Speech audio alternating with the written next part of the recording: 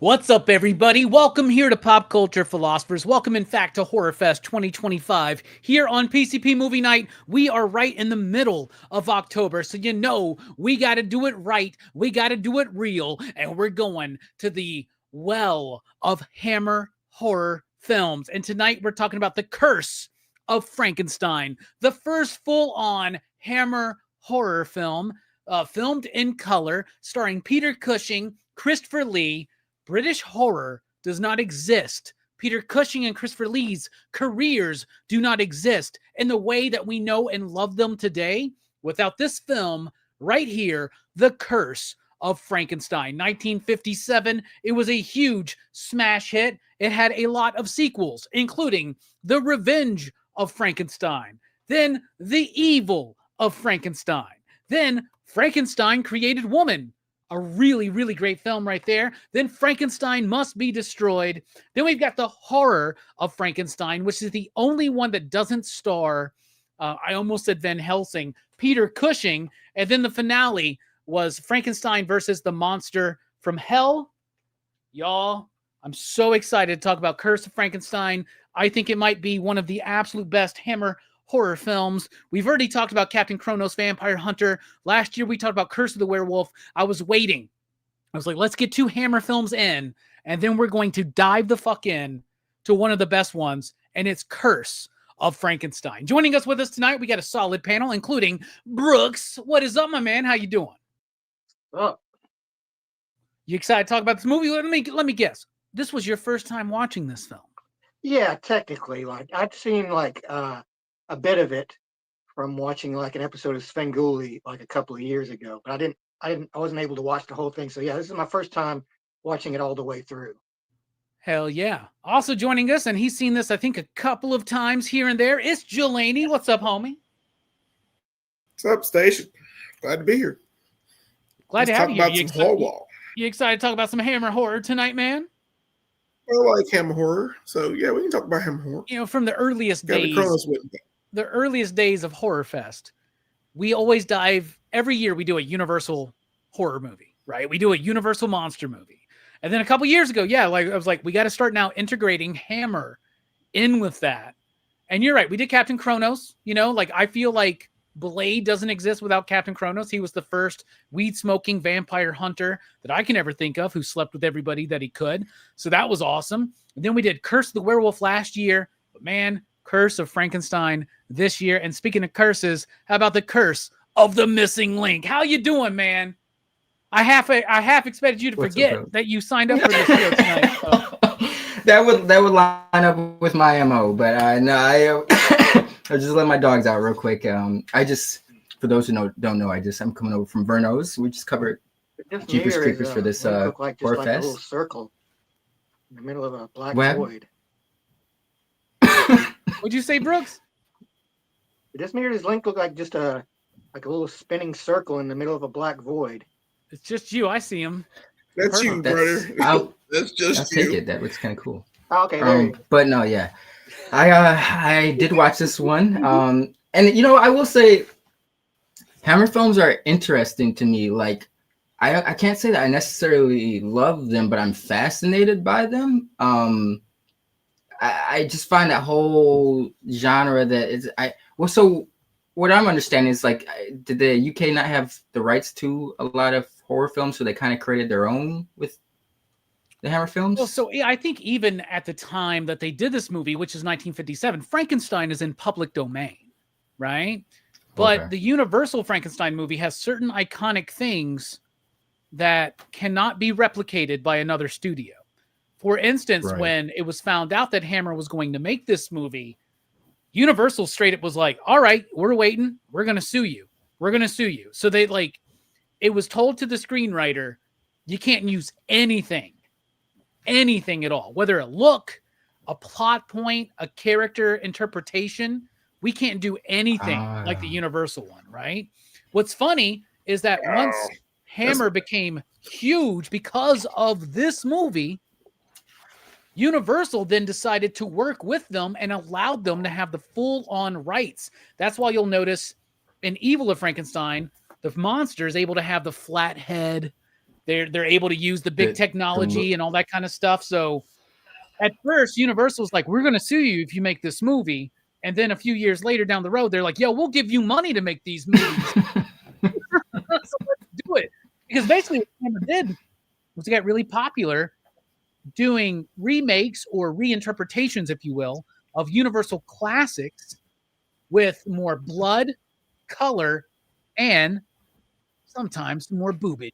You know what I'm saying? So that's what we're going to be talking about tonight, the Curse of Frankenstein. This was the one that set it all up. Now, Hammer Films had been in existence since the 30s, right? And they've done a few movies, mostly crime movies. They had just adapted a very popular British show called The Quatermass, something like that. They just turned that into some films and decided that they were going to start doing something different than what other people were doing, because in the 50s, we got to remember television. The rise of television was really fucking up movie studios, right? People stopped going to the movies. They started watching TV, right? So Hammer decided, what if we made some movies that were rated X? We're talking about the 50s, y'all. You can't release a rated X movie today without controversy. Imagine 1956, 1957. This movie blew a lot of people away. All the critics hated it. They said it was revulsive. They said it was repulsive. They said it was gross. They said it was in poor taste. And we watch a movie like this today and we're like, well, this is rather tame. But we got to think about 1957. Everything's about giant ants, flying saucers, cheesy shit. And then you have this movie just blows people out of the water. This is the first starring role from Peter Cushing. Christopher Lee got the role as the monster because he was tall enough to play the monster. This is the movie that made Peter Cushing. This is the movie that made Christopher Lee. They eventually became friends. This is the movie that made Hammer Films. This is the movie that made British horror. We know it's influential. We know it's important. But does it stand the test of time? I say most assuredly so. I think this is one of the greatest Hammer films out there. You know I love me some Captain Kronos. You know I love me some Curse of the Werewolf. You know I love me some Christopher Lee Dracula movies. But man, there ain't nothing like this one. It separates itself from the Universal James Whale classic by focusing on Victor Frankenstein. The movie's called Frankenstein. A lot of people like to think that the monster is named Frankenstein. Monster is not. The monster's named Adam in the original novel. And Hammer didn't necessarily go to the original novel to pull a lot of inspiration out to make it different from the Universal one, but they just kind of did their own spin on it, and I love it. The monster in all of these Hammer Frankenstein movies is the Doctor. It is Victor. Victor is the monster in every single one of these. The monster or the creature is different in every movie for the most part, right? It's a different look. It's a different actor. Sometimes it's literally, most times, it's a different creature. It's not the same creature, right? And I dare you to find another interpretation of Frankenstein where Victor is portrayed so heinous, villainous, and just terrible. But man, does Peter Cushing put some spit on that role, dude. He really makes it flow. He really makes it captivating. He brings an energy to it. I love him in this role. Christopher Lee and the makeup for him as the creature, unusual, way different than what we were expecting at the time. I say we were. Like I was around in 1957 watching this fucking movie at the drive-in. I wasn't. But man, I'm going to tell you something. There is something so special about this movie. I absolutely love it. Peter Cushing, Christopher Lee, other performances are so amazing in this film. The special effects, the look. This is the movie that cemented the Hammer look. Now, I know a lot of y'all may not be super familiar with every film that Hammer did, or even the majority of them, but you know what it looks like when you're watching a Hammer film. This was the first Hammer film done in color, and everything that the cinematographer did, who, by the way, the cinematographer is Jake Asher. That's right, Jack Asher, my bad. that was such an influential look, not just to Hammer, but to horror films in general. Hammer, British horror, dominated the late 50s, all throughout the 60s, and into the early 70s until eventually they started kind of falling apart with some lackluster sequels and not so great projects. But man, this movie to me is the epitome. I love the music. I love the way it's paced out. I love the interpretation of the story. I love how I think this is even more bold thematically than the two James Whales movies that we've gotten, which were Frankenstein and Bride of Frankenstein, which I think are great. I love The Curse of Frankenstein. I'm very curious, though, what the panel thinks. I'm about to eat a weed gummy here, THC cannabis. So we are now on a 45-minute countdown. Brooks, why don't you tell me what you thought about The Curse of Frankenstein, my man? First time watch. Yeah. Like, I had a kind of an idea of what this movie was like, from little I'd seen of it. But it's a very interesting interpretation of the story. It's actually reminded me more of Reanimator than Frankenstein, especially with the relationship he has with his friend.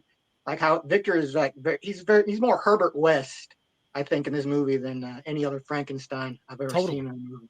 And that whole relationship between Victor and Paul, me and my girl, we kept joking throughout the movie because like the whole movie, it's just like, I'm leaving, Victor. You'll be back, Paul. It's like there's this like weird thing, and you see that in Reanimator, right? Yeah. It's funny you bring that up. Oh, sorry, Brooks. Go on. No, go ahead. I love how he blames him for like the brain being damaged. Like, this is your fault.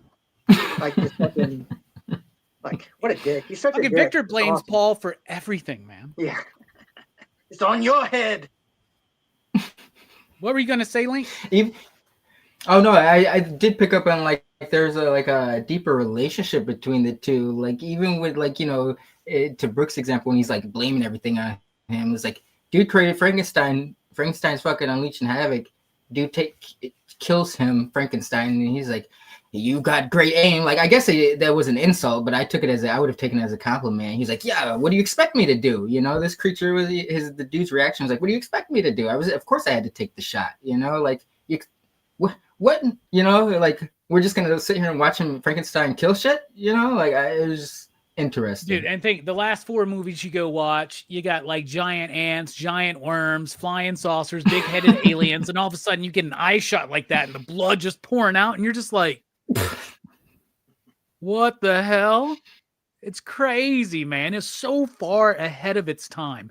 Rated X for its time, by the way, which that's insane to me, man, because like I said, studios are still very scared of releasing an X-rated movie. They were even scared to do that with Showgirls. So anyway, Brooks, continue your thoughts, please. This movie was rated X. Were there even any titties in this movie?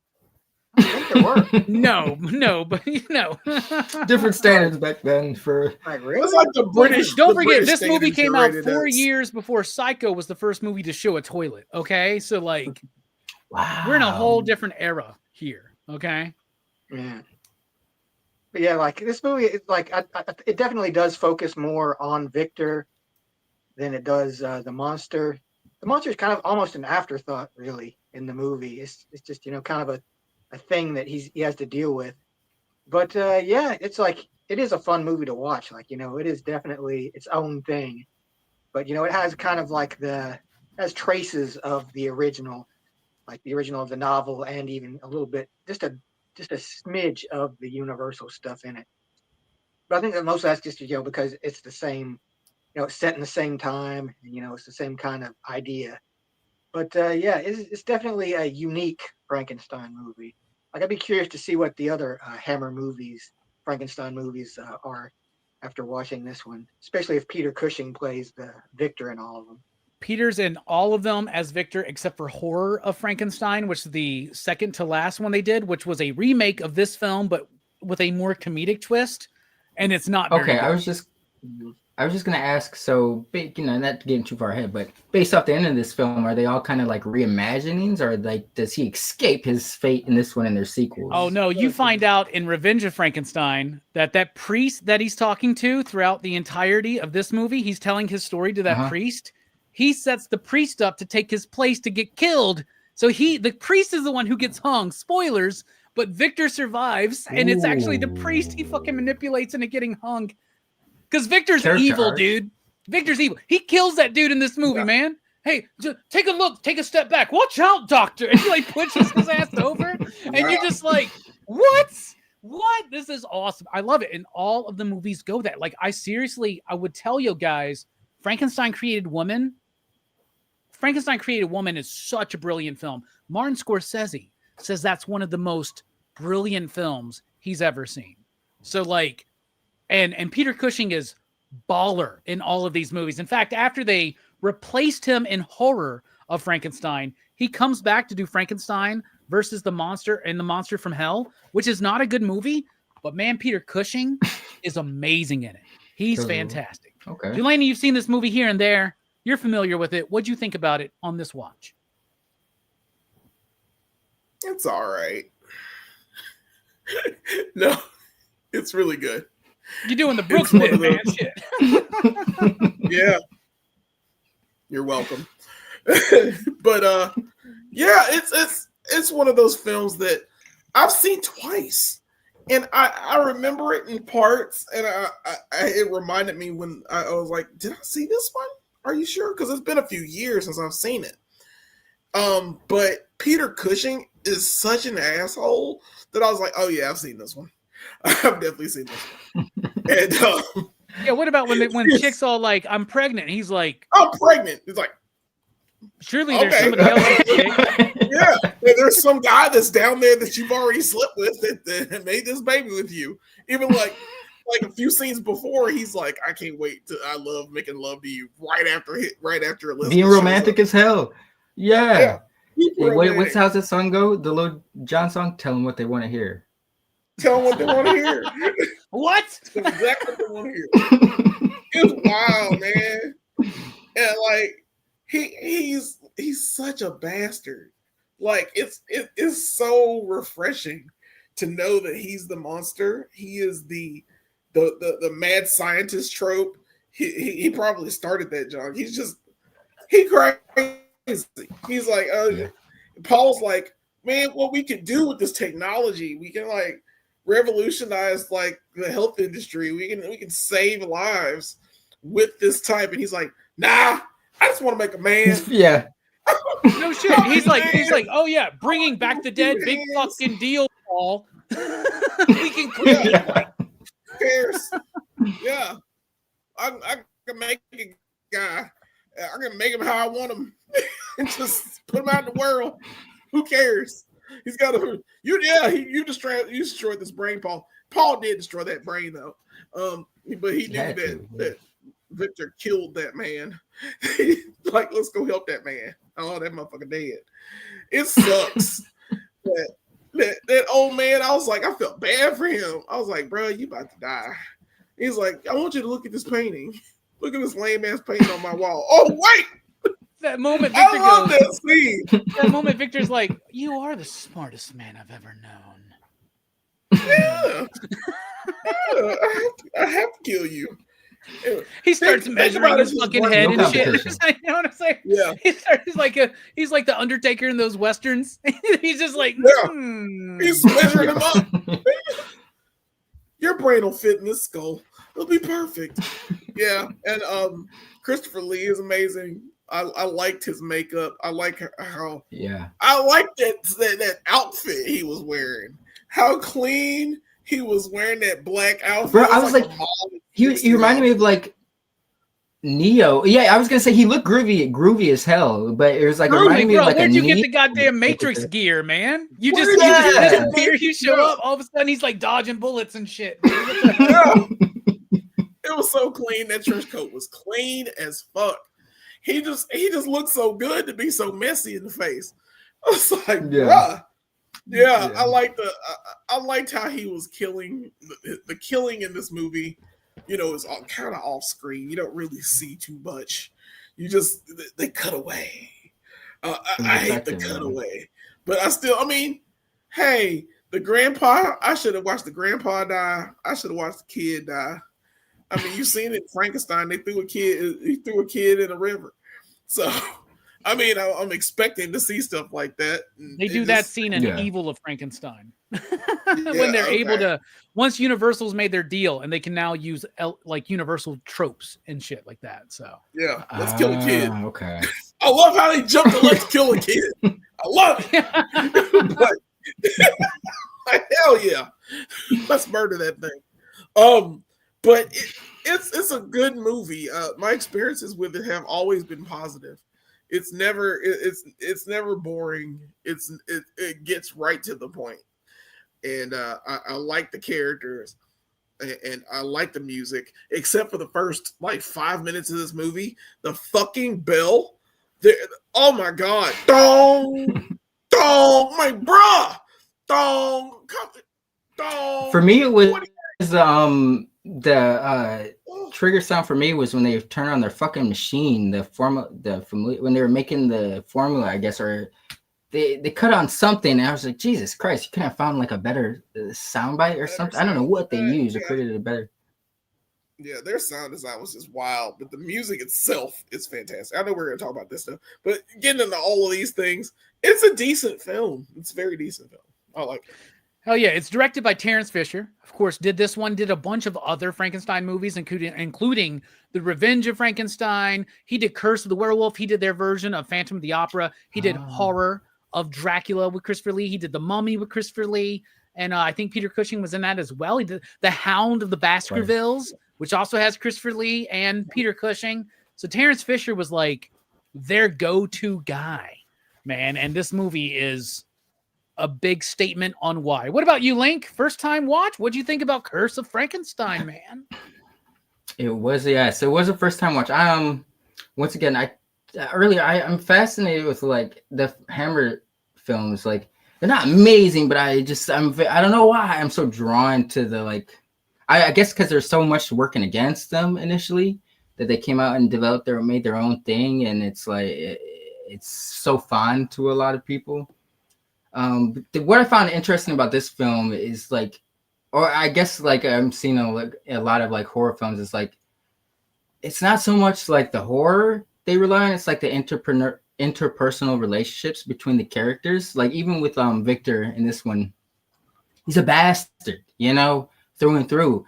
But the film shows so many scenes of like he comes off endearing in a way, where it's like his fucking passion for you fucking feel his passion. So it's like it's a little questionable his means, but it's like, bro, his fucking passion, I can get with that shit, So there's like an endearing element to him where it's I guess it's humanistic because it's like it's layers of people, there are people that exist like that where it's like they're so lost in the fucking sauce. It's like, man, if they could just, I appreciate their passion, but if they could just refine their ways, they'd be on the right track. And that was the Victor in this sense. Like even with like his, I feel like he couldn't do it. I feel like he actually wanted to, in a weird way, wanted to be close to people, but he just was so disconnected in a sense that he didn't know how to really incorporate that into his overall goal of where he wanted to take his work. And that like that Herbert West analogy, who was that, Brooks that said that? Like that's really apt, I think, for this character, man. Yeah, he's obsessed. Yes, fucking obsessed to the max. You killed him with the one thing about I gave you I really appreciate the visuals of Hammer films. This one, I had to check a few times to like, this one still shocks me. It was made in 1957 because there's a few later Hammer films I've seen that I think it maybe have been like the tail end of the 70s. When was the Curse of the Werewolf done that you covered last year? 60s, I want to say. Damn. I guess the more props to them. There's like a timeless element to their films. Like when I watch them, I'm always like, damn, this came out in 57, this came out in the 60s. Like it seems like it could have came out in like 61 the 80s for the Curse of the Werewolf. 61. No shit. shit. I think the fact that they're period pieces kind of helps. That they're supposed to be set in like Victorian England. Yeah. Which, if you think about they it, age well. This was the first Frankenstein movie to set it in the past. Everything else, all the Universal monster movies, even if they're adapting Gothic fiction Yeah. like Frankenstein or Dracula, they set it in the modern day of its time. I did not know This that. was like the first one Wow. that actually did it as a period piece, man. And you know, I to its credit, like it's in 57, so it's like Jelani said, there's certain scenes where it's like, man, why would you cut away from that? But it's like in context and hindsight, knowing that they were doing this in 57, I respect it. Like they were doing what they could at the time, you know, like which is it was pushing the back. It's, you know, like Robbie said, it's rated X back then, but the context of what it meant to be rated X back then as opposed to now was completely different. But they were pushing the boundaries at the time, and it you know, even though it was cutaways, it was still effective. You know, like it evoked the right emotion because it's, you know, Jillian brought it up, the grandpa scene. I was like waiting to see what happened to him. Cutaway. I was like, okay, we got the kid. Clearly, they're gonna go for the kid, right? You know, cutaway. That's okay though. But it still got the message across. It evoked what it was supposed to evoke. And you know, Peter, the performances. I did not know it was Christopher Lee as Frankenstein until you guys said it just now. I'm very shocked. That man was a man of many talents. Like there's nothing he couldn't do. Apparently, fucking Master Jedi Dooku. But Peter Cushing, like, there were moments where I was like, man, is he like overselling it? You know, but to be honest, it's like he was bringing an emotion that, like, it's kind of good, you know, character he can play can borderline goofy, you know, mad scientist lost in the sauce. But he, like I said, he added such a human element to it, like in terms of being endearing and like it's like, damn, I respect his passion, bro. He's so narrow sighted, but it's like, yeah, I wish I could be that focused. I appreciate this film quite a bit. That, you know, especially with it being in 57, could be a little turned off with earlier films sometimes, but this film is very effective. And I am very curious to check out more Hammer. Definitely the Frankenstein franchise of Hammer horror films. But I'm curious to check out the entire line now based off this film, since this was the start. It's a very strong film. Hell yeah, they're not all great, Link, but I will say that I think Revenge is good, and I think Frankenstein Created Woman is incredibly good. And Frankenstein Must Be Destroyed has some good. Regardless, Peter Cushing's great in all of them, right? And the worst one is Horror of Frankenstein, yes, where they try to remake this one, but like comical in a way because it doesn't match the tone. You know, we were talking about 1957, X-rated, all kinds of stuff like this. So the eyeball scene, where he's like drops the eyeball into the little jar. Then you see that scene where he's like looking at it through the magnifying lens. That was like cut out of the film in Britain for like decades. What? It's like more of a recent thing that has been put back into the movie. This was the Showgirls of 1957. If you want to look at it that way, it is anchored though by great performances. We've already talked about Peter Cushing. I'm going to go first here with the performance to highlight. It's Peter Cushing. He's amazing. He's brilliant. He had never done a starring role until this movie. And now he is the anchor of the Frankenstein Hammer series. He is in a lot of the Dracula movies. He's not in all of them, but he's in a lot of them, right? He's in the first one. He's in Dracula AD 1972. He's in, what's the other one? Dracula's Risen from the Grave, maybe. There's another one where he's like actually playing Van Helsing's like great grandson or some shit like that. But Peter Cushing is so amazing in this movie. And think about this. We talked about how much a major studio today would never want to put out an X-rated film in the theaters, right? Even aside from that, even if it's just an R-rated movie or a PG-13 movie or a PG, or even if it's a G movie, what studio right now has the balls to make their main character a complete asshole? Like a murderous asshole. That doesn't happen. They're too scared to do that. This movie was ahead of its time then, and I think still today. Peter Cushing is on another level in this film. And you know me, I love the James Whale Frankenstein movie. I love what Colin Clive did as Henry Frankenstein in those two films. But man, Peter Cushing is my favorite Dr. Frankenstein. And Oscar, you got a lot to live up to. And I'm hoping that you get it done. Brooks, what about you? What's a performance you want to highlight? Well, he's not in the movie for very much, but like I really liked the kid that got to play young Victor.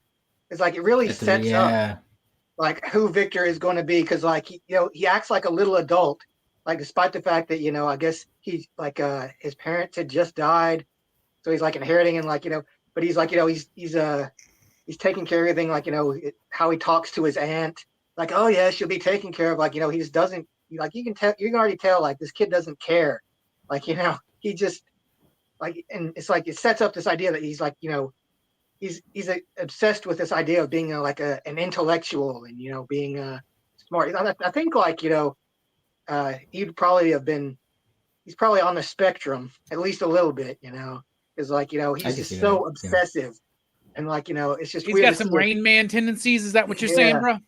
Yeah, a little bit, but yeah, it's like he plays like a little, he's playing like basically a little Peter Cushing in a way. It's like you can tell like it doesn't see, there's not that much difference between this kid and like the grown-up version of Victor. Like the only difference is like one's being played by this kid and one's being played by Peter Cushing. So yeah, like I thought that was funny, like, because that's not something they've done in like any of the other Frankensteins, showing him Victor as Dr. Frankenstein as a young kid.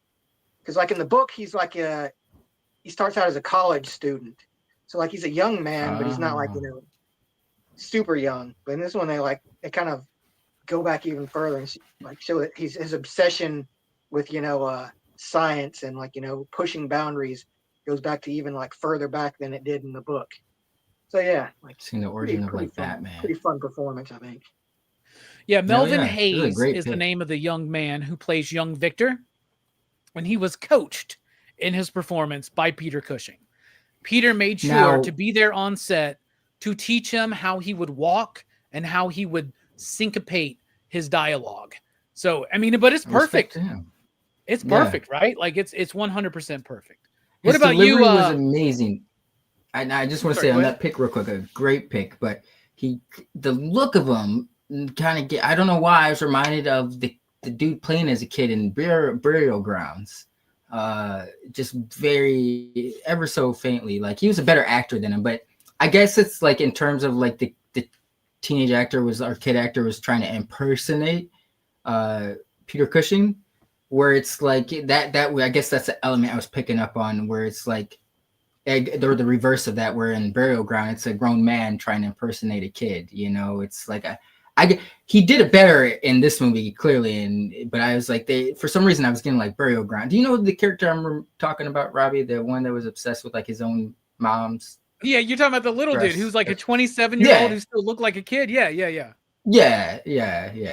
Maybe the best part of that shitty ass movie, but man, I feel like we got to do Burial Ground now one day, man, because that's just recover it. The crazy part of me, I would be down for that. Sadly, I feel like I might enjoy it more. Like I know it. What about you, Delaney? What's a performance you want to highlight? I know you got one. Oh yeah, it was Brooks's, but I will go with another. I will go with. I guess I'll go with Paul. Paul is an interesting character. He becomes a tutor, basically raises Victor. And then like they're colleagues and friends now. And Paul is just, the second this starts to become, I gotta make a guy. And you gotta help me, unhook this section, unhang this highwayman to get the body. The second that would have happened to me, I'd be like, nah, bro, I think we're going too far. I think we just need to like work on like puppies and awesome. And it would have been nice, by the way, to see the puppy, like, I don't know, turn evil or turn into a hound. You never see that dog again. Well, the puppy had a intact brain. Paul didn't smash it against the fucking wall or nothing, right? Right. And it's not the same. It's like, yeah, Paul did fuck everything up. I think Paul is great, dude. This dude, what's his name? It's He was a hero. Robert, you grew heart or something. Urquhart. Yeah, he's like one of the best straight men in a Hammer horror picture, right? Like he's so good, and there is this weird thing between them where they have developed this friendship that you can believe. This friendship. You almost like justify the fact that he's allowing Victor to go so far, right? I also believe because part of the Frankenstein story is, I'm not saying it's obviously Victor in this movie might be a little bit of a misogynist, but there is an element to the Frankenstein story and the themes where you could be like, it's man hating women for the power to create life. So it's like, I can now circumvent women and do it myself.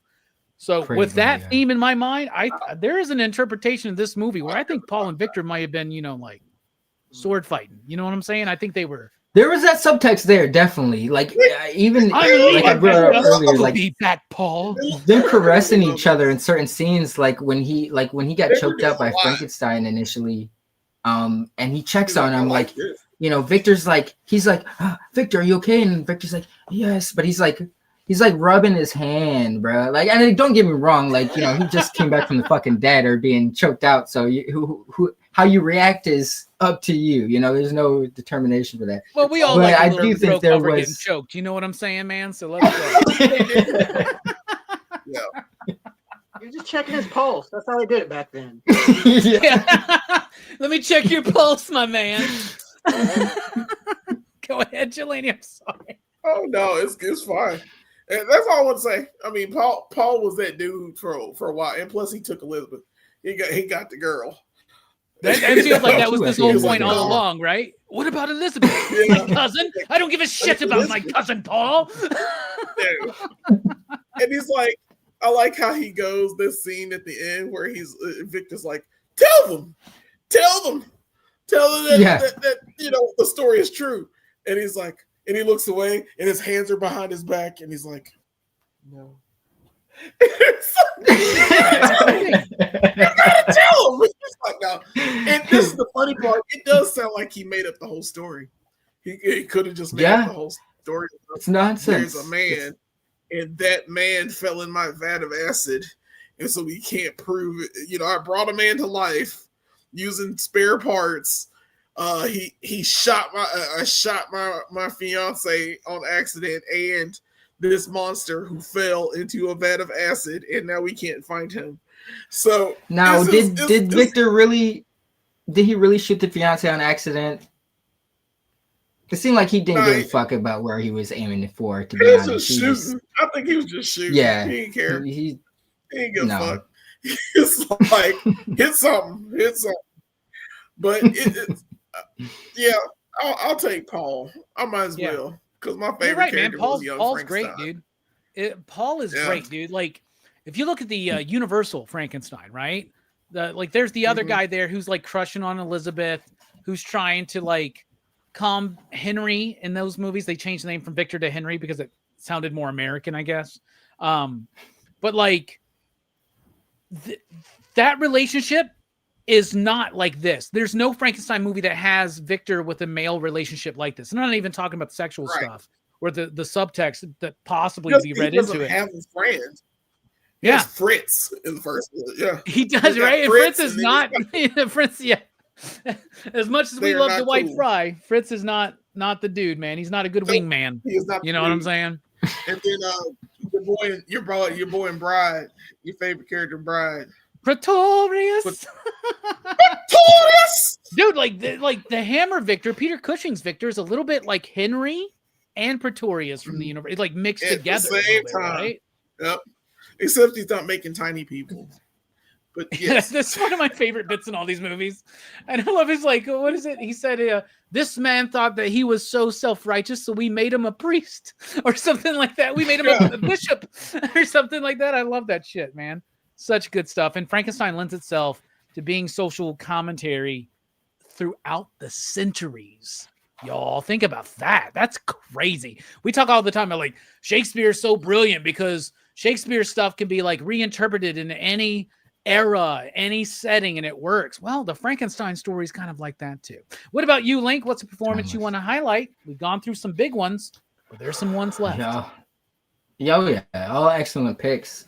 Part of me wants to go for the love interest. I don't know the actress's name, but I will. Hazel Court as Elizabeth, right?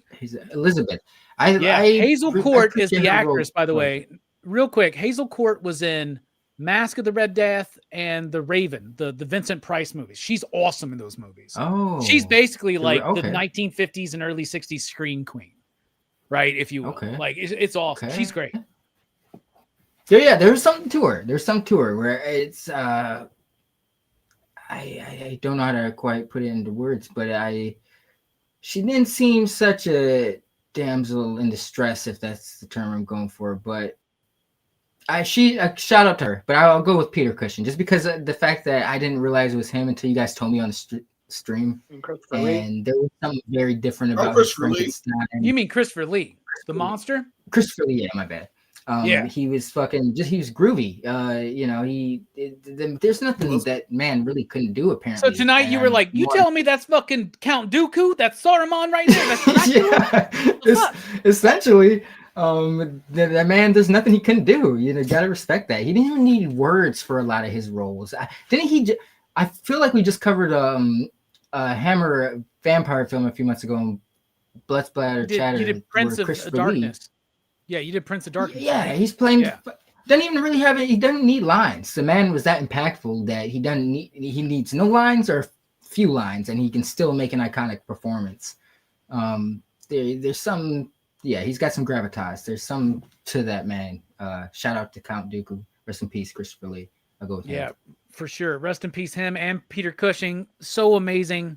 Yes. In this movie, in the Dracula films and other films, Hound of the Baskervilles. I was talking to Brooks, I think, about that the other day. Like, you got to watch Hound of the Baskervilles. If you've never seen that, like, Peter Cushing is Sherlock Holmes.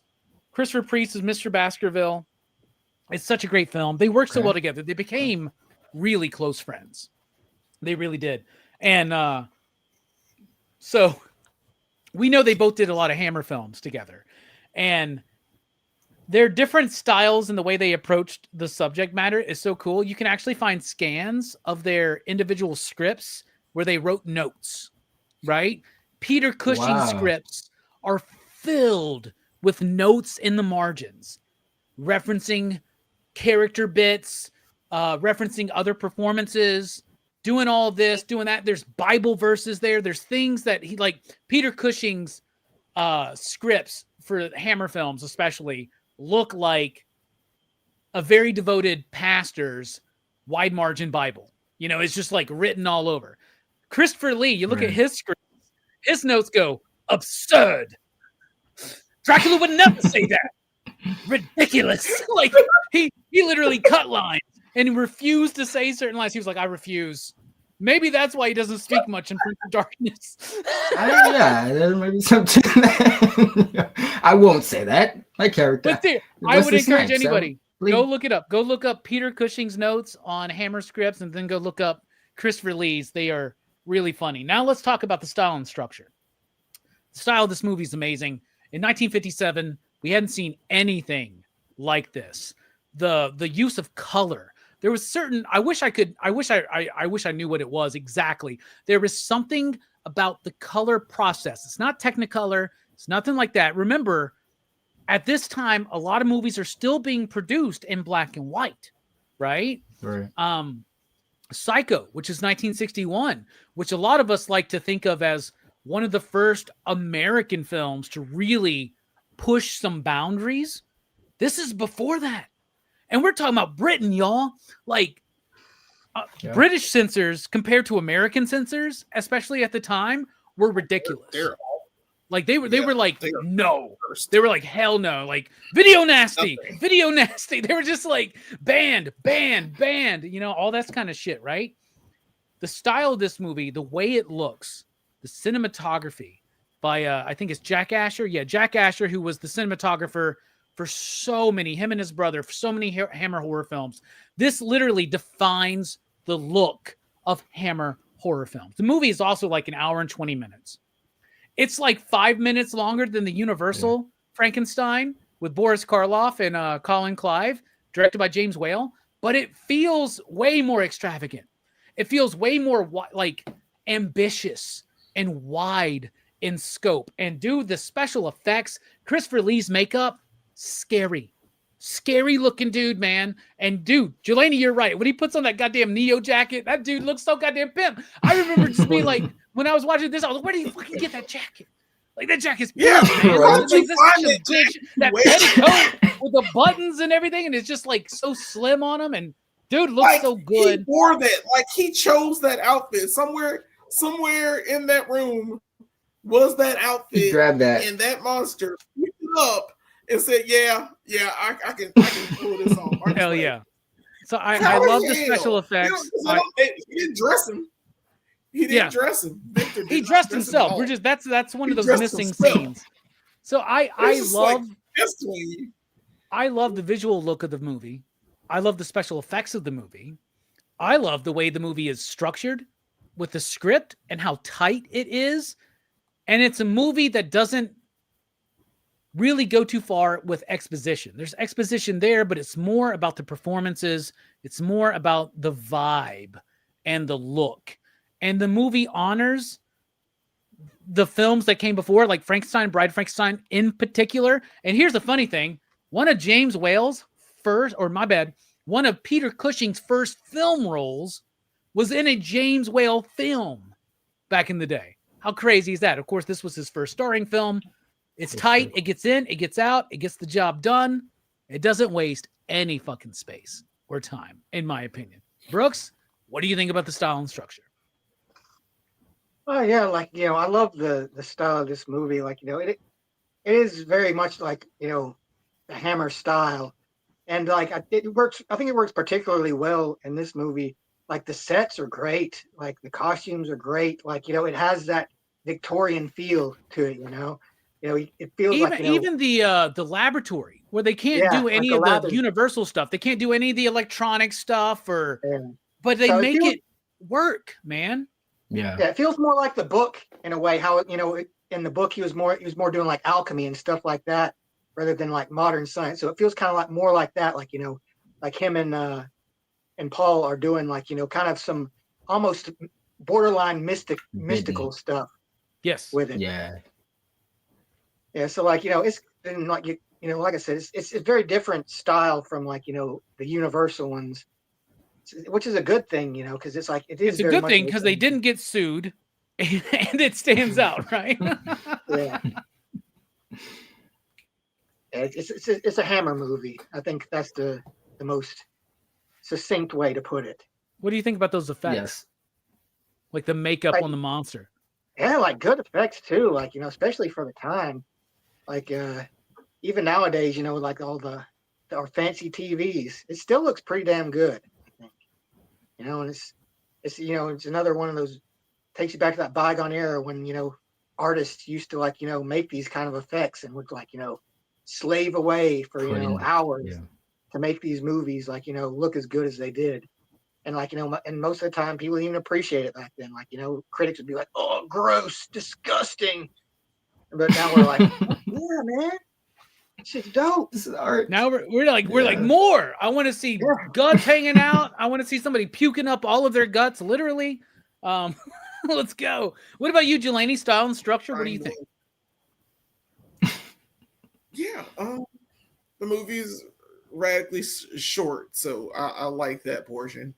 As far as the style goes, of course, it's a period piece. They do a great job.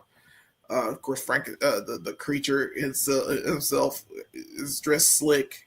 We've talked about most of these things. Young Frankenstein at the very beginning with that green suit, that was kind of clean. I like that on him.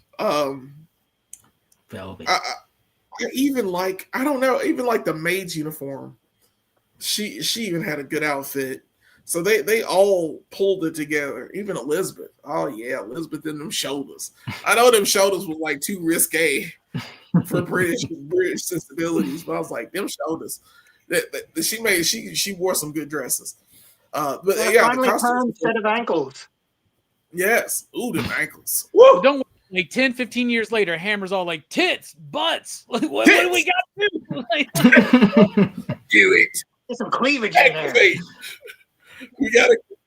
Yep. So it's nice to see a film like this, and I understand why British censors like lost their minds. It's very controversial for the time for what they were trying to present. It is a very dark tone. There's no funny in this. It's just all the way through played straight. I like the sets. I like everything about it. I don't know what it is about this setting in Switzerland. It's so cool. I even like the guillotine at the end. Like I know it's like a matte painting or something. I was like, bruh, that even looks clean. So it's like they knew what they were doing. I hate that there were cutaway scenes. So it's the style and structure kind of mold together for me. Like I said, it's a quick film. It gets in and gets out.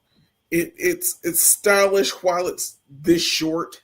It makes total sense that they would make it this way. I love the way everything is shot, especially the transfer or when they're like using that water tank. I like both water tanks. Oh yeah, I like I like when they bring the puppy back to life. The mechanisms that they had to do to like create the box and then open the box to get it out. I don't know, something about it. It was overcomplicated. I was like, you just could have made a box. It just, I don't know. I don't know. But to unhook it and do all those things with it, I was like, that took some time to like make something like that. The entire box that the creature was placed in. I like that bar. I like that it's in water, and the water current is electricity. So I mean, they used, with whatever the fluid was, it's science. They used it. I mean, Frankenstein could have made this just like the Universal monster. I mean, they use electricity. they don't like stress on it. They don't, he's like, do it now. And he turns the little thing, and I'm like, yeah, that's how the electrical current goes through the water. And it's like they're not electrocuting him; they're giving it life. So it's so cool to see that, a different interpretation on how they bring something to life. It's really impressive. So I mean, I like the film for those technical aspects. They put thought into not trying to get sued. So real hard. Yes. They actually sent the script to Universal and they refused to read it. They were just like, no notes, make it. We'll see what the fuck happens, asshole. Yeah. That's basically what happened there. And Jay, to let you know, I'm starting to feel that gummy, man. It's pretty good. I like it. I'm getting to meet Jeffrey Combs this weekend at Scarefest. What? I'm going to be at Scarefest, everybody. I meet Jeffrey Combs, and Brooks, you really helped me out because now I'm going to be like, did you look at Peter Cushing's performance as Victor in Curse of Frankenstein? Like, I feel like that's a really smart conversation to have with him that he probably doesn't have, because most people probably just go, you're great in Star Trek and Reanimator, dude. You're like crazy. It's awesome. That was going to be my initial go-to. What about you, Link? What do you think about the style and structure of this film? So style, beautiful. It's iconic. It's for 50. It's crazy. This came out 57. Like it's from I haven't seen I've seen a handful of Hammer horror films, but from what I have seen, like it's a good indicator of the style. They are usually period pieces, but it's a good indicator of the style they're going for, and they kind of never let up on. And it worked for them for quite a while, so props to that, but for this to be the first film to set that standard, gotta shout that out. Structure wise, now I think it might be a little bit dated for like certain audiences. It might not go into a horror movie looking for the interpersonal relationships and the more of the backstory on why these characters are bad. Like Brooke said earlier, Frankenstein really kind of was an afterthought in this movie. And I think that kind of shows when they're talking about it is more about the interpersonal relationships, or the relationships between the characters, just kind of the rapport, the dynamic between them. Not to say that the Frankenstein bits aren't effective, they are, but I think certain audience members might be a little thrown off when it's like, I wanted to see this. It's not. It's really kind of light on Frankenstein. But when he comes in, he is effective. You mean But the creature, right? I That's think what you're it's saying. The creature. You mean the creature? the creature. Yes, not Frankenstein. Frankenstein is himself, the but yeah, right. Frankenstein's monster. Yeah, bro, do not but- embarrass us, man. Frankenstein is the dude.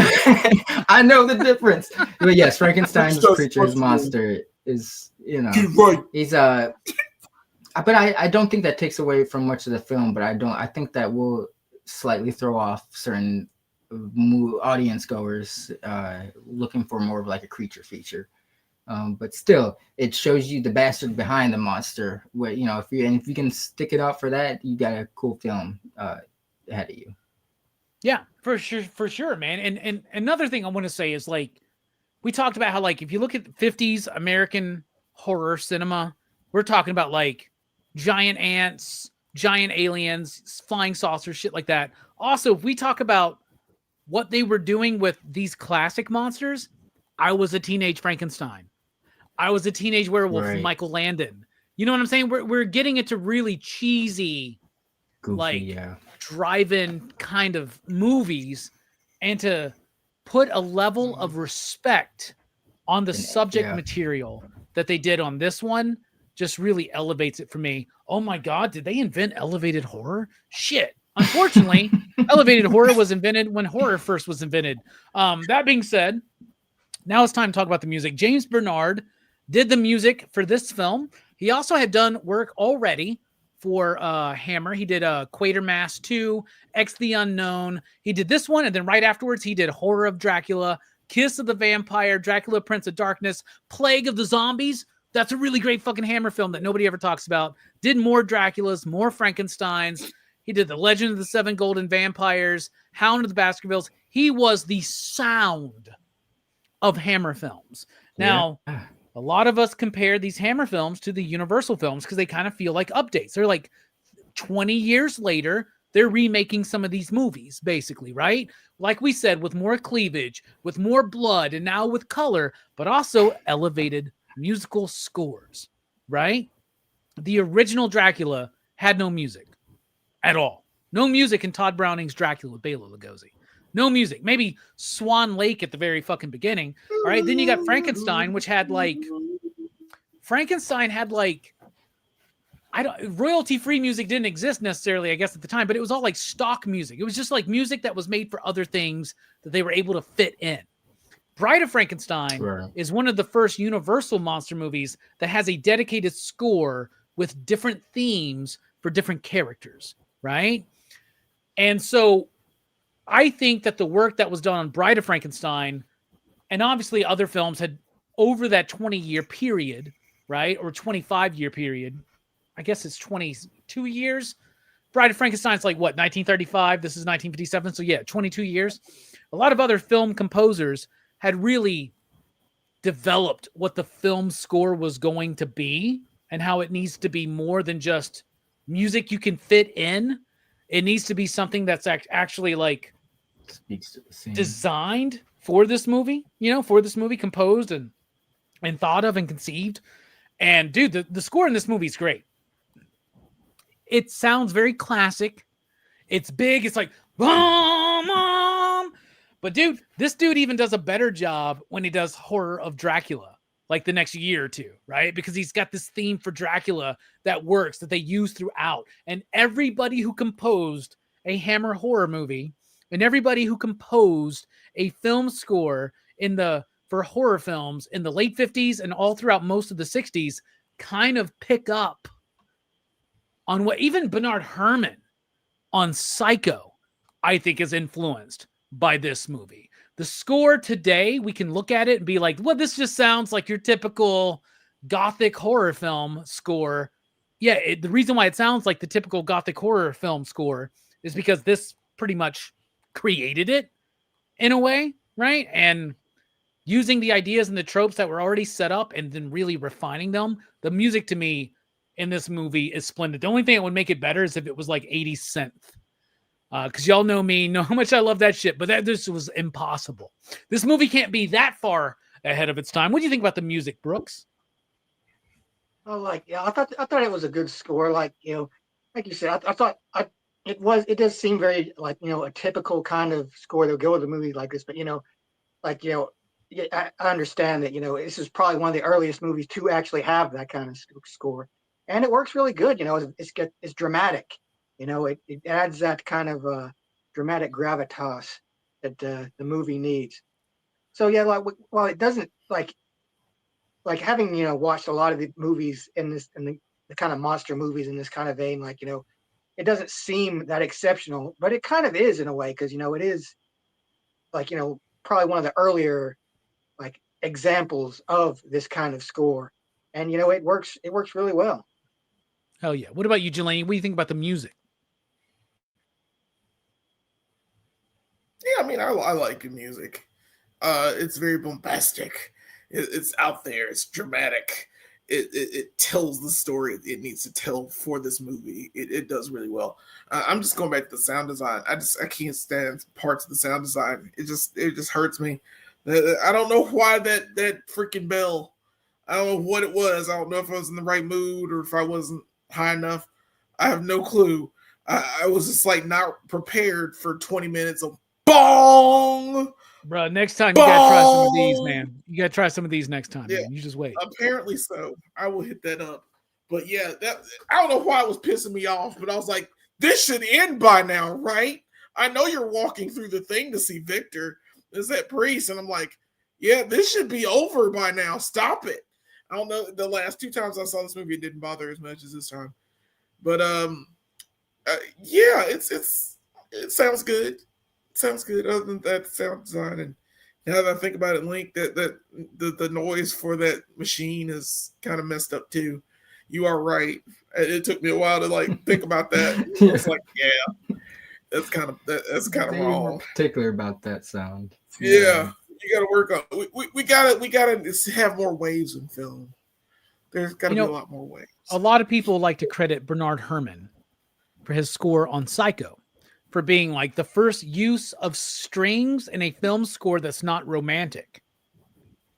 But it's really this one, if you really think about it. Like that's why I was making that comparison. Like Bernard Herrmann, we know the Psycho music, the wank, wank, wank, wank, wank, no, which by the way, Reanimator lifts like crazy, and Richard Band was criticized for doing that, and then Stuart Gordon felt bad, and he goes, "Dude, I told him to do that.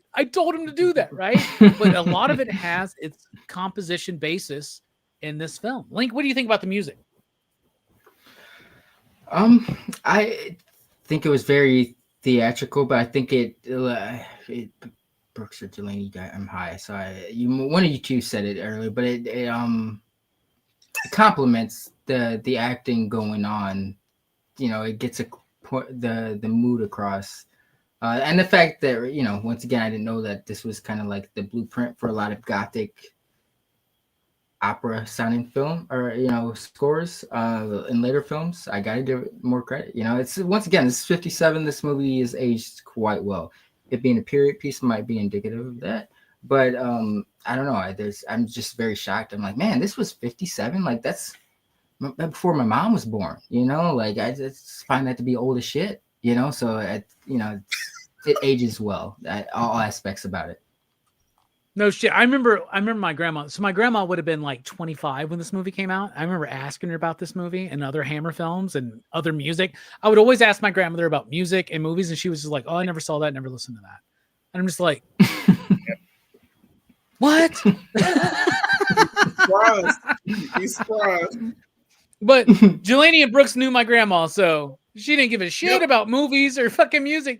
But she would watch movies with me. I remember she watched.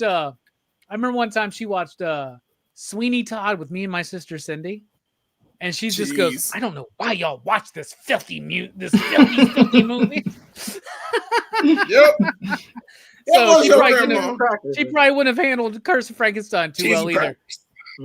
Frankenstein is a book. It's a story with a lot of themes, a lot of richness. A lot of movies have been made on the work of this film. A lot of films have been made on the work of Mary Shelley and her work on Frankenstein, right? And they all get to kind of pick on their own kind of themes. There's some obvious ones. There's some not so obvious ones. I'm very curious. Brooks, kick us off here. What is this movie speaking to you? What do you think the theme is? Well, I think like probably the big theme in this one is like obsession, the danger of obsession, especially when like it's not reined in by like humanity. And I think that's what this Victor embodies. Like, you know, he wants to do the thing, and like he doesn't have any like altruistic motives or anything. He just wants to do it. And like, you know, that's all he cares about. All he cares about is doing it. And like Paul is like the only thing that's trying to kind of rein him in, but like, you know, Guidepost. it's just like he doesn't care. Even like his best friend, like his mentor, the person like, you know, who's probably the closest to him, like he won't heed him either. Like, you know, the obsession has just gone too far. Like, and, you know, like you know, Paul was saying like, oh, with this we can like change the field of medicine. Like he just immediately like blows off. Like he doesn't give a shit about it. You know, he's trying to, he wants to go beyond that. Like he has this idea of like, you know, he has no limiters on, I guess. It's like he just it's like he wants to he'll just go as far as he can go, and like, you know, once he gets as far as he can go, you get the feeling he'll just keep going beyond even that. Like, you know, there's no telling what this guy would do if he like, you know, was successful and was able to like, you know, keep doing his thing. Like there could be like a whole fucking army of these fucking monstrosities just wandering around, and he'd just be down in his laboratory making another one. So yeah, I think it's like the idea that, you know, you've got to check your obsession, you know, like, you know, if you're too into something, like maybe step back a little bit and, you know, think about it. And like, you know, listen to your homies when they're trying to tell you to cool down, maybe. Yeah. I'm leaving, Victor. You'll be back, Paul.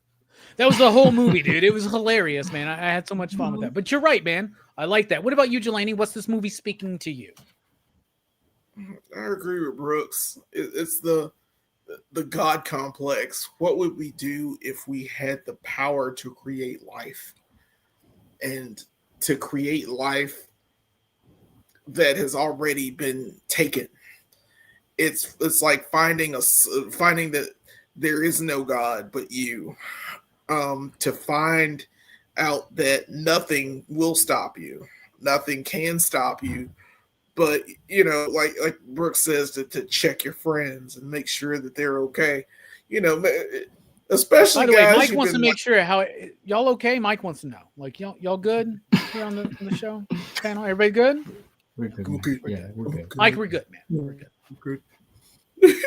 Good. That was a throwback bit. That's for the old school hats out there. The PCP. Resurrected that bit. Yeah, but you can't. It's like the whole Icarus thing. You can't fly too close to the sun because your wings go fall off. It's basically that's going to be what your legacy will be. And I love how they keep making these movies, and Victor is still like crazy as fuck. Never learns. And still wants to keep making monsters. He's just like, yeah, this can still be done. I think we can pull this off. And next time I'll make a woman. I'll make a woman. Yeah. He's going off. And I really wish, like, I don't know. I wish they'd made more. I wish Peter Cushing had the more power to have made more of these. I know I saw one. And he I made was like, 6 out of the 7, though. He did do 6. That's not bad. That's impressive. Yeah, everybody likes to talk about how Christopher Lee played Dracula more than anybody. Peter Cushing played Dr. Frankenstein more than anybody. You know? And Dr. Frankenstein is the monster. They don't try to make the creature like the main creature, the thing, the entire time. And that's and the fact he is an afterthought. He is the product of Victor. And I said, I don't remember which Frankenstein movie I watched. I cannot remember it because I was mad because I was like, this isn't the monster. And I was like, wait a minute, this isn't Curse. And it was, I don't know which one it was, but he had made another one. He made another monster, and that monster was an afterthought. And I was like, I don't know if it was horror. I can't remember which one it was. It really could be revenge. Well, horror is kind of like a remake, like, right? 30 of yeah. So I mean, just like I'm with the crap. But he's the same way. It's like he never changes. And sometimes you have to change and see that maybe, hey, reanimating corpses isn't the best way to go. Or creating a monster out of the sequel, Revenge of Frankenstein. In this sequel, should probably not do that. So in the sequel, Revenge, Dr. Frankenstein is now got a fake name and he's working for like a mental hospital, right?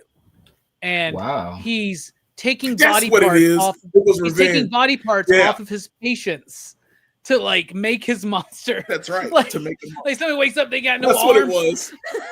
I can't stop. What?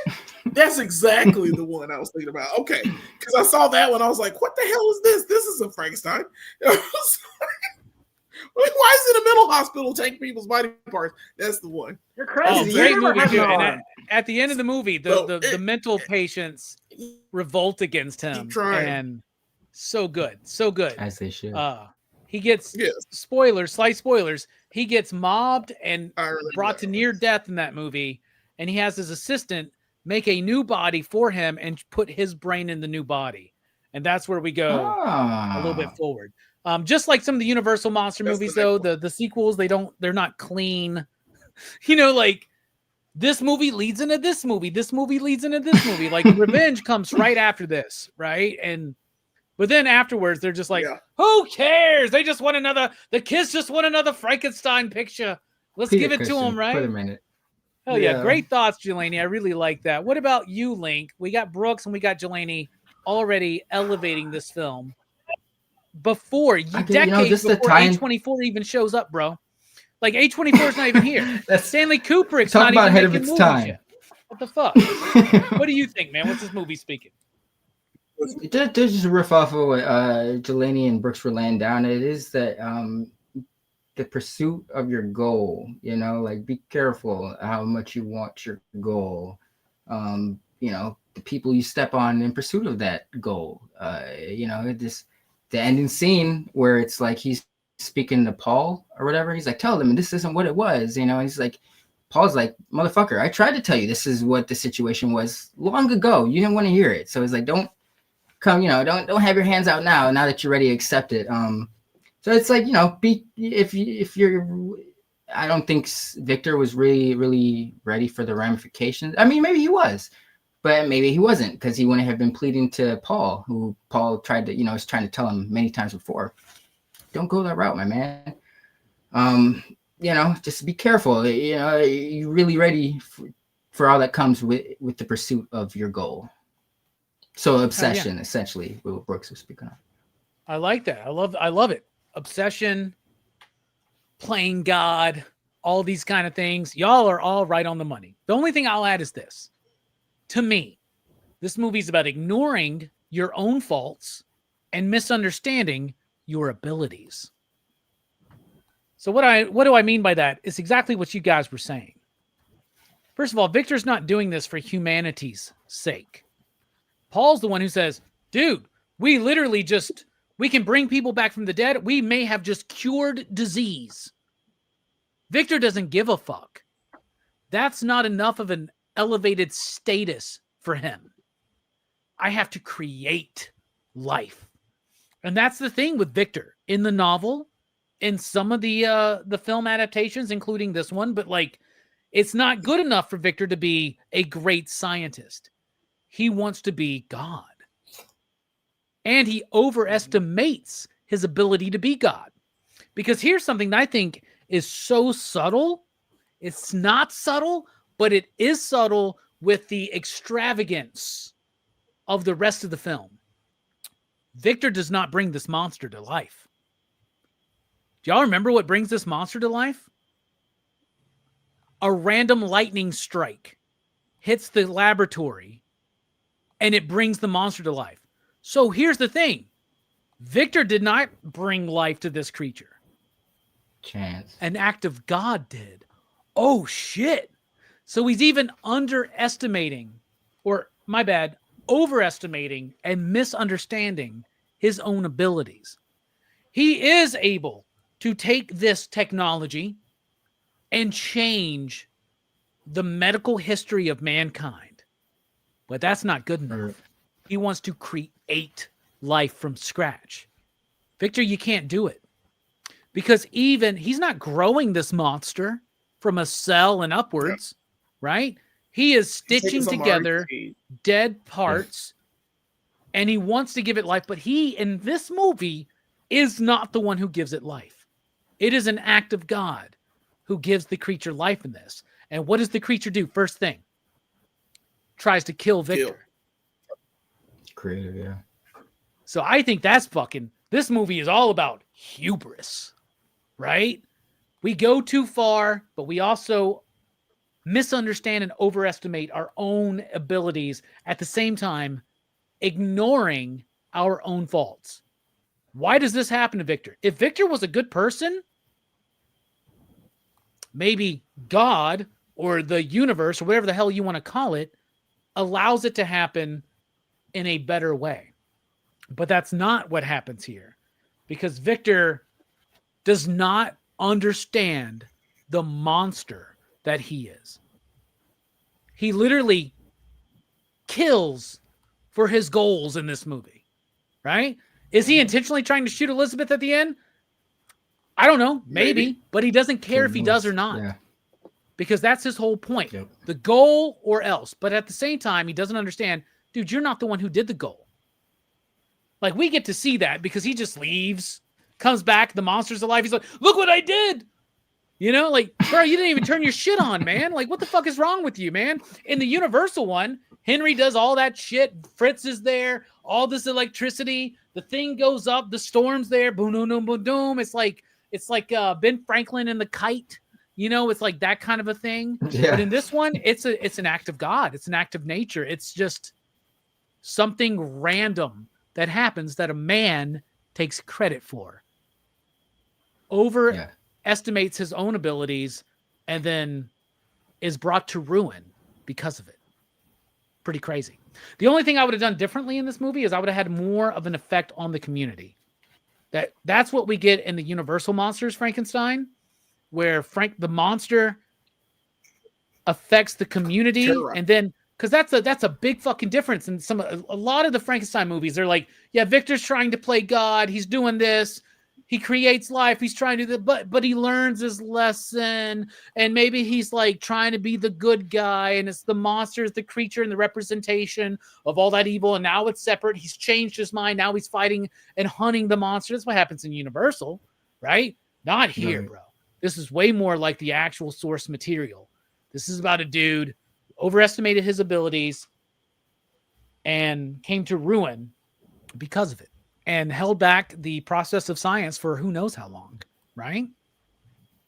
All right. Great conversation so far. Time to rate this film. You out there in the chat, out of 5 possible you digs, what do you rate 1957's Curse of Frankenstein? Brooks, kick us off here. You know, like, Frankenstein is one of my favorite stories. Like, you know, I love the original book, and like, you know, I love the Universal movies as well. And this one, like, I love this one too. Like, you know, it's a different take. It kind of, but and you know, it uses things, you know, from the book. I think, like, you know, the whole idea of him telling a guy's story at the beginning is kind of like in the book, where, you know, he's on a ship or whatever, and he's talking to this dude. He's telling the story of how he came to have created this thing and why he's chasing it. But yeah, like this version of Frankenstein is its own thing. I mean, you know, I really like it, you know, and I love, you know, of course, Peter Cushing's performance is great. So yeah, I mean, I'd give this one a 5, dude. Like, you know, I can't find much fault in it. Like, you know, just nitpicks, but you know, nothing that I would, you know, particularly say was like, you know, would affect my score. You know, this is a 5-star movie for me all the way. Hell yeah, we got a perfect score from Brooks. What about you, Jelani, the Jelangsta gangsta? What do you think out of 5 you digs? Okay, I agree with Brooks. It's a 5. It's a good movie. It sets up an entire universe of films, and Peter Cushing is a classic actor. Christopher Lee starts off as a monster and becomes a titan. So there's so many beautiful things that happen with this movie by itself. this starts the Hammer craze. It makes it what it is. So you have to. I mean, I couldn't give any less than a 5. It's very impressive. We're still talking about these movies 60 years later, man. Right? Yeah, man. It's still impressive. So yeah, we ain't done a movie review of them yet. You know what I'm saying? Like, nope, we are not. Which one day we will, because that's worthy of it. But like, we ain't done no giant ant movies. We ain't done no flying saucer movies. Not really. We ain't done any of the War of the Worlds. Not even the Spielberg one. That one. There's so many. Hell yeah, 2 perfect scores so far. What about you, Link? What are you thinking? All right, let me break the mold.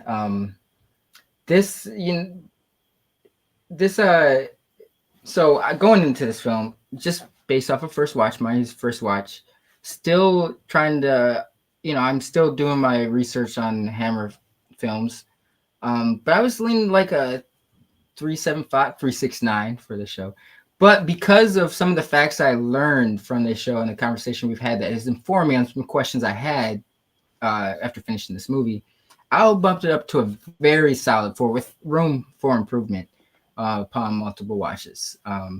Like you guys have stated, this is like fact that this is 1957 and we're still talking about it 10 years later. That's profound. And the fact that it started the Hammer craze, the Hammer genre itself, that's something to take note of.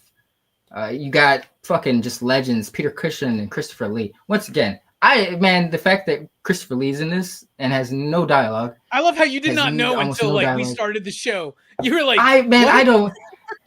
Last fun fact. Last week, I couldn't. I'm oblivious sometimes. I see what I want to see. Bro, if I didn't know, I wouldn't be able to tell either. This guy doesn't look like Squirremont sometimes at all, I just man. look at shit.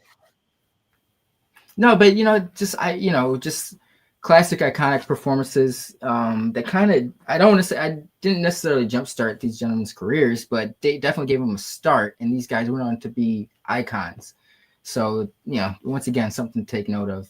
I'll give this a strong 4 out of 5. I like that, man. I like that a lot. I'm going to side with Jelani and Brooks. No surprise there, I think, for anybody. I think it's the best Hammer horror film. Does that suck that their best one's their first one? Yeah. But at the same time, there's plenty more to come that I love. Whether it's within the next couple of years, we got Curse of the Werewolf, we get Horror of Dracula, right? Prince of Darkness, which I think is a solid movie. Hell, dude, I'm the one fucking dude out there that thinks Scars of Dracula is the shit. Like, I feel like that, right? Sometimes, man. But like, I think Frankenstein Created Woman is amazing. Their Phantom of the Opera is great. And then their later years where they have no money and they're making movies and they have to sit on them for like 18 months until they can release them. This is the era of Captain Kronos Vampire Hunter. Dude, this is when Hammer had no money and no reputation to really work with at that point. And the only reason why that happens is because of this movie. This movie to me is important. It's beautiful. I wouldn't say it's my favorite Frankenstein film. I would say my favorite Frankenstein film is still Bride of Frankenstein, but this one is up there with Bride and the original James Whale. Like, seriously, this is so good. And yeah, Kenneth Branagh did his one in the 90s. Y'all remember that? Kenneth Branagh, Helena Bonham Carter, and Robert De Niro as the creature. That's fine. And it's more accurate to the book, and it's okay. But man, I'm really pumped for this Guillermo del Toro one with Oscar Isaac and Mia Goth. I'm so pumped for that. Fingers crossed. But this one, to me, it's one of the top 3 Frankenstein films ever made. I think it's beautiful. I think it's brilliant. I think all of the performances are brilliant. I think the makeup's great. The music's great. I'm giving it a 5. A 5 from me, a 5 from Brooks, and a 5 from Jelani, and a 4 from Link, but a very strong 4 for a PCP average of 4.69, dudes. And I think that's very appropriate for The Curse of Frankenstein. Thus concludes our review of The Curse of Frankenstein. But you know what? Horrorfest is not over. Join us next week here on PCP Movie Night as we continue Horrorfest on Monday night at 8 p.m. Central Time as we conclude our 3-year look into Dario Argento's Three Mothers trilogy. We've talked about Suspiria, we've talked about Inferno, and now we're about to break some fucking minds open, and we're going to talk about Mother of Tears next week. And let me tell you something. Mark from Geeks Unleashed is going to be there, and I don't think he's ever even seen Suspiria or Inferno. Dude's going to have no clue what the fuck he's in for. Brian's supposed to be here. Brian has no clue what the fuck he's in for. And Joe Corallo will be here, and Joe knows what he's getting into. But next week, Mother of Tears from Dario Argento. This is the long-awaited conclusion to the Three Mothers trilogy that he didn't get to do till 2007. And I am ready. I am ready. But before that, tomorrow night, over at One Collection Down, we're talking about Necronomicon. It's an H.P. Lovecraft-inspired anthology, co-directed and produced by Brian Usna. It's got Jeffrey Combs in it. I will be there. Verno's going to be there. Spilio's going to be there. It should be an interesting conversation. Let's just say that. And then over at Dylan's Horror Show, they're going to be talking about Girl on the Third Floor, which is a CM Punk starring horror film. And I do not understand why Jelani's not going to be there, but you should. I've never seen it, but CM Punk was in a horror movie a few years ago, and there you go.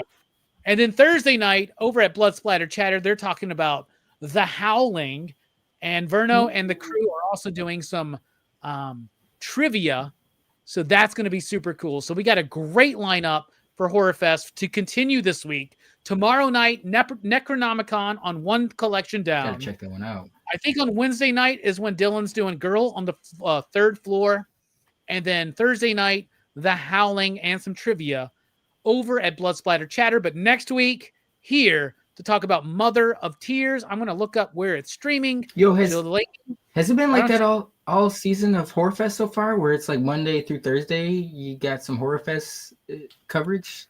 I'm just now peeping that. If not. Yeah, Dylan's been all over the place. He's done some Sunday shows, some Monday shows, some Tuesday shows, some Wednesday shows. Like Dylan just still, that's cool though. I think Wednesday night's a good thing. I'm going to find out where Mother of Tears is streaming right now. It's available on Tubi for free, Plex for free. You can rent it on Google Play, YouTube, Apple, Fandango, and Amazon Prime. So it shouldn't be too hard for anybody to find. It's on Tubi for free. Brooks, thank you for being here. Final thoughts. Oh yeah, just I'd be remiss if I didn't mention that me and Jelani do Go Figure reviews, and this past week we did half of the new X-Men 97 set. Yeah, those are nice. Yo, yeah, nice. Who posed Morph, and why is that too perfect? Morph. I love that Morph pose, bro. That's beautiful. He deserves that pose. I love how they gave. I love how that Cable has the animated series. Like, you know, how some people like just look like they got permanent eyeliner on, right? Like the X-Men 97 Cable always looked like that to me, man. And it looks like he's got a tattoo over his eye. They nailed it. Did y'all see the made to order HasLab Apocalypse X-Men 97 Apocalypse? Yeah. Yes, I showed that to Brooks. Yeah. Ooh, I got him. He's coming. Hell yeah. Eventually. For $1,000. Brooks, thank you so much for being here. Do you have a clever quote from the movie you want to throw out before I throw it back to Jelani? Brooks, do you have a clever quote from the movie you like to share? So you usually do. Paul, you did this. My favorite quote in the whole movie is, "I'm leaving, Victor. You'll be back, Paul." And Paul always came back, probably because of Elizabeth. Jelani, thank you for being here. Go Figure reviews. We got some blue wrenches out there. Throw out the link. Yeah, we got some blue wrenches out there. Throw out the link to One Collection Down and Blood Splatter Chatter and Dylan's Horror Show, but also Go Figure reviews. You guys got some cool stuff. Jelani, what's coming up? Final thoughts. Yeah, we also did another video, which is the Battle Damaged Magic the Gathering Spider-Man. Let me ask you a question. What's up? What the fuck is this Dino Riders Battle Beast amalgam T-Rex thing behind that? That's awesome looking, dude. What the fuck is that? I got that at Walmart. Apparently, it's like one of their Adventure Force things, and it was like $9.99. There's a companion piece that looks just like Optimus Prime, and you push the button. Hold on a second. You tell me this motherfucker was $10 at Walmart. It's $10. generic, not tied to a license, and it's the most badass action figure I've seen Yeah, I was in gonna years. say, Look legit. at that thing, dude. It's like a It had Battle to Beast be mixed with a the fucking Dino Rider, dude. It's awesome. It is awesome. It is quite beautiful. Wow. And like I was gonna make an entire video about the toy industry and how they can make simple things like this and sell it for cheap, and people will eat it up. It is so fun to play with. It has like 8 or 9 like battle noises and sounds it makes. It comes with, like I said, it has a companion piece that looks like Optimus Prime, and they fight each other. You got to make that video. You got to make that Yeah. video. The title of the video is "Why Can't Modern Toys Be Like This?" Yes. Yep, I was gonna do it, and then like I thought You it should passed, do it, I dude. passed on it for too long.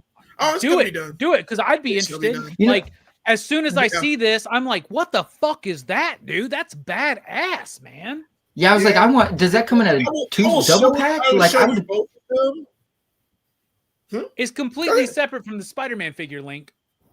No, Yep. but it looks like Completely it looks like it should fit together. That's so badass looking. Yeah, it's a part of the medicine. We thought it worked. I thought it worked because you're just throwing Great like eye. a fantasy Great. creature. Right. That's what we do at Go Figure Reviews. Check us out. As soon as you Yeah. sent me that email, dude, I was like, what the fuck is that, dude? Like, that's fucking awesome. Like, I that's was something very y'all into should this. do. Y'all should go find these badass cheap figures that aren't tied to licenses, are not made by Mattel or Hasbro, that are cheap and affordable, because plastic, by the way, y'all, I know they like to act like it ain't. Not infinite. Plastic's still fucking cheap. Okay. It's very So cheap. like toys should be cheaper than they are. The reason why they're not You know- is because they know we're going to buy them. Yep. And get to, what I'm to saying? speak on that, my son's birthday is coming. It's like a week from now, but we were at Target over the weekend, and he really wanted this fucking Star Wars. It hurt my soul because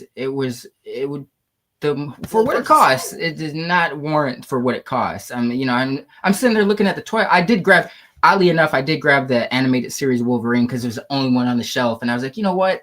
It just seems wrong leaving Wolverine there by himself. Let me take him on home. Give him a good home. Don't worry, they'll make more. But I'm sitting there thinking, like, no kids are gonna buy these at 20. When we were growing up, that with Toy Biz and shit, figures did not cost 20. To my knowledge, they didn't cost $20 a pop, $25 a pop. Like, They ain't what making them kids for are gonna kids be? anymore. They're not. Yeah, They don't exactly, even try. exactly. Yeah, they They know their us audience, bro. 40-year-olds Like, will get it. Yeah, it's Yep. gonna be. It's one of It those hurts. things that we enjoy. Even And- Origins and is kids falling only into like that. games, so Origins they're gonna price as this like, out. 4 kids. Yep, and they're That's how it drifting works. more towards that. That's a damn shame, bro. It's a damn shame. it is. I mean, but at the same time, it's like It's we really eat it up, but it's like that the serpent eating its own tail type of shit. It's like we're gonna still buy it, even though it's fucked up and the prices are fucked up. But it's I'm just- buying that apocalypse. I'm buying that apocalypse, and I know it's like I understand I know it's that. wrong. Was it like $80 So, or like, something? I don't care. It's like There's something that's what I'm saying. It feels good. There's something about getting these that it's like, man, that price does not sit well with me. But you know what? I can swallow this pill. I can swallow. I'm not Tell you what, happy dude, about it. I love that big ass apocalypse, but you know the shitty thing about it? What? It should come with a regular size one too. Yeah, Right? It should come with a Shit, regular yeah. size one. Yeah, but they made that one already. I included. They did an it. X-Men I 97 one? reviewed it. Yeah. Really? They made a retro card back. They made a retro card It's back. not technically Apocalypse. like I got it back. It's a thing that happened, and we reviewed it. And I And was it's like, the yeah, X-Men it's- 97 design and colors and all that. No, it's basically the Build-A-Figure Apocalypse, but colored like in the animated series style. Oh, I see, but it's not like Okay. it's not But molded. it's not Okay. like Yeah. It's not molded plastic, the original X-Men 97 kind of mold. This is the first one that's molded like that. But the Okay. retro card back is painted like the original, like the X-Men 97. Yes. All right. But it's still a thing that happened. Don't worry, we'll review it. You'll get to see it. You will. I'm excited. I want to see a goddamn video on that goddamn T-Rex Battle Beast fucking Dino Rider thing. Yes, I want to see that, dude. Seriously. Yeah. It shall be done. If you find more of those, man, I'll be on some videos, man. I want to play with them. I want to play with them too, man. You know what it kind of reminded me of?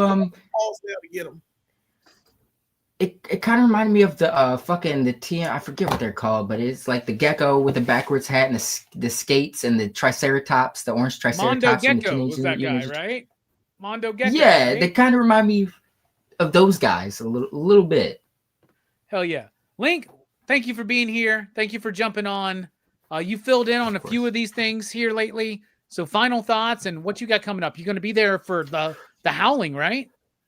Yes. I first time watch. I've only seen the Howling 3, which I hear is completely unique into its own self. So this you've only seen part 3, the marsupials, where they're like kangaroo werewolves. I hear that's not a good part to jump off on, but that is my jumping off base. But yeah, this Thursday, the Howling. Happy to have covered this one. Thank you for inviting me on to introducing me to this classic film. Final thoughts. Tell them, Paul. Tell them. He goes, I love it. He should have went like, I don't know what he's talking about. Then leaned into his ear and be like, I'm fucking Elizabeth tonight. That's what he should have done. Thank you, Steph. Always love having you here. Jelani, show us what you want to show us, man. I want to see this. This is the other one. Bro. Well, why you talking about that fake ass fucking Ultra Magnus right there? That's awesome. It lights and sounds. For $10 though, double pack, that's not bad. Like that's bro, look at that. My kid would eat that shit up, man. For $10, he would love that. Link's like, where'd you get that shit? It's gonna be a fucking fucking birthday. It's freaking awesome. I love it lights and sounds. It's cheap as crap. I think they still may have these up there, but I got this months ago, and I was shocked because I think originally it was like, I don't know, $11 or something. They knocked it to $9, and then they knocked it to $5 because nobody was really buying them. And I was like, yeah, but look at it. Still, look at the thing. Yeah, bro. If I'm a kid and my parents are like, "You got $25. What do you want?" I'm like, "I could get this one Marvel figure or 5 of these motherfuckers." Yep, right. And that's something I used to hate as a kid. Like when my mom told me one time, she crazy story. I used to like to take 2 figures if we were going somewhere because it's like, bro, I can't have him fighting himself. Like, who's he gonna fight against or who's he gonna talk to? Like that didn't make any sense. So she told me I could only take 1 figure, and I was so mad.